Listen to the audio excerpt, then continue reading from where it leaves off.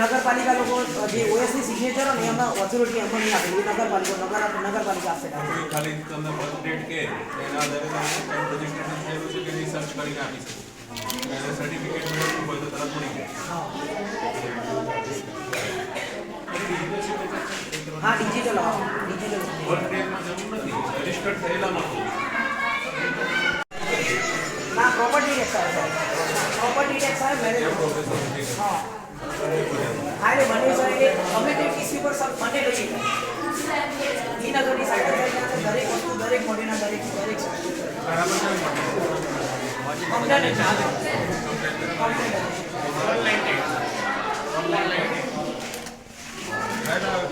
સેન્ટરનું લોકાર્પણ તો થઈ જાય છે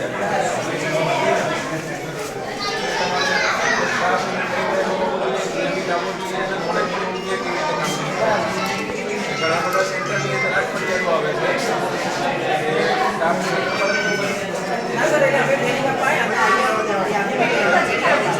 રોકાવાનો છે કે એની યાદી સીઓ સાહેબ આપી દે રોજ રોજ મોનિટર થાય 25 ડિસેમ્બરને રાજ્ય સરકાર દ્વારા ગુડ ગવર્નન્સ ડે તરીકે ઉજવવામાં આવે છે.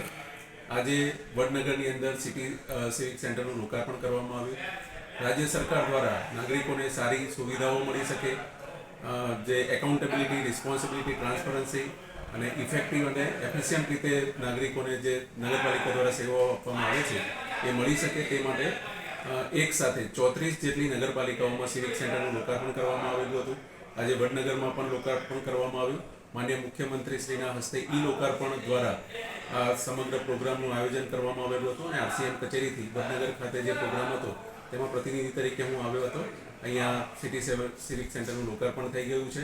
હવેથી નગરપાલિકાને જે જન્મ મરણના દાખલાઓ છે, મેરેજ રજિસ્ટ્રેશન કરાવવાની જે કામગીરી છે, નગરપાલિકાના જે શહેરીજનો છે એ લોકોએ પોતાનો પ્રોપર્ટી ટેક્સ ભરવો હોય, પ્રોફેશનલ ટેક્સ ભરવો હોય, એ માટે એક અલગ આખી સિવિક સેન્ટર બનાવીને વ્યવસ્થા કરવામાં આવેલી છે. ત્યાં જે સ્ટાફની નિમણૂક છે તે આઉટસોર્સિંગ એજન્સી દ્વારા કરવામાં આવેલી છે અને આ ટ્રેન થયેલો સ્ટાફ છે. નગરજનોને ખૂબ સારી સુવિધાઓ મળશે અને હું પ્રેસ મીડિયાના મિત્રોને પણ વિનંતી કરું છું કે આ જે સિવિક સેન્ટરનું છે તેનો થોડોક પ્રચાર પ્રસાર પણ કરવામાં આવે અને વધુમાં વધુ નાગરિકો આ સિવિક સેન્ટરમાં જે સર્વિસીસ આપવામાં આવે છે તેનો લાભ લે તે પ્રમાણે તેઓને ગાઈડ પણ કરવામાં આવે. Thank you. ના પ્રોપર્ટી ટેક્સ આવે મેરેજ હા હાલે બને છે કે કમ્યુનિટી ઇશ્યુ પર સર મને લઈ ઈ નગરની સાઈડ દરેક વસ્તુ દરેક મોડેલના દરેક ઓનલાઈન ચાલે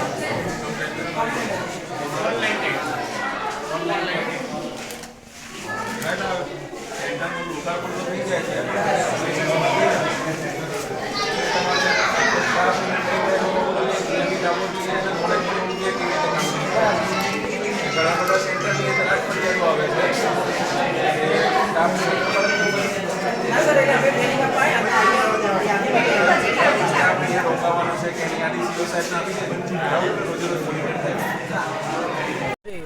અરજી